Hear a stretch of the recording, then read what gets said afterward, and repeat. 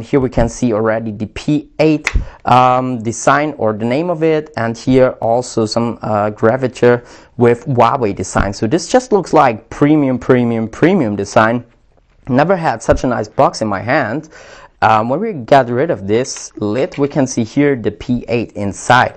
It's just inside the box from the side, so it's quite cool to get it out here. You just have to pull it out, and the reason why they did that is just that they want to show you how slim this device is. So it's only 6.4mm slim, and they don't have any preluding camera, which is great. So here we have the smartphone, champagne gold, as we already told you. But there is more inside the box. Just get rid of the other lid here, and then we will see here there is the charger, the headset, which is also a premium headset, and also a USB cable inside, as well as some manuals. So that's it, nothing more inside the box, but which is fine, because this one should be also quite cool here. But now we want to have a look at the smartphone by itself. So we want to get rid of this plastic here. Oh yeah, that feels good. So as we can see here, we have the champagne gold color. Hope you can see that also in the video. It just looks a bit more like silver. But anyways, we have a white cover here on top, while we got also white colors in the front. Looks good, and it seems that there is protection foil in front of the display already pre-installed. In general, this is a unibody design. That means this device is made out of aluminum, just from one block, like the iPhone, for example. We have a great manufacturing here, because it feels quite great in your hand. There is also a special grade here on the side, so it's a bit more curved, more rounded, that it actually feels quite great in your hand. And the thing is, this is a 5.2-inch screen, but still the smartphone feels very compact. It's 6.4mm thickness, and it's just narrow bezels next to the display.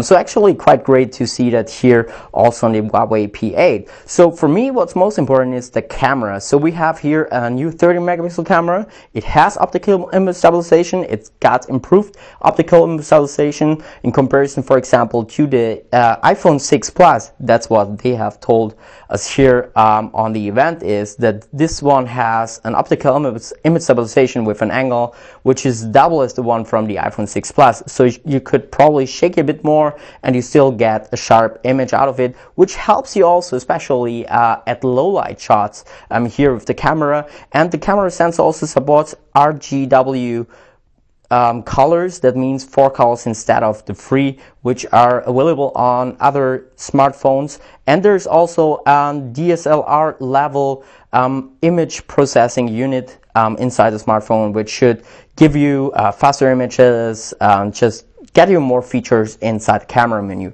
But we want to talk about that in the full review, or just in coming videos. Anyways, in the front we have an 8-megapixel camera with an aperture of f2.4, and the problem here is that it is coming with a fixed focus, not an autofocus. So probably that will be a problem, but we are going to talk about that in the full review. The display is a 5.2-inch screen with full HD resolution. It also gets very high contrast ratios from 1500 to 1, which is quite great. Here it looks also that Full HD does very well here. Brightness seems to be fine, so this is at the moment the full display brightness.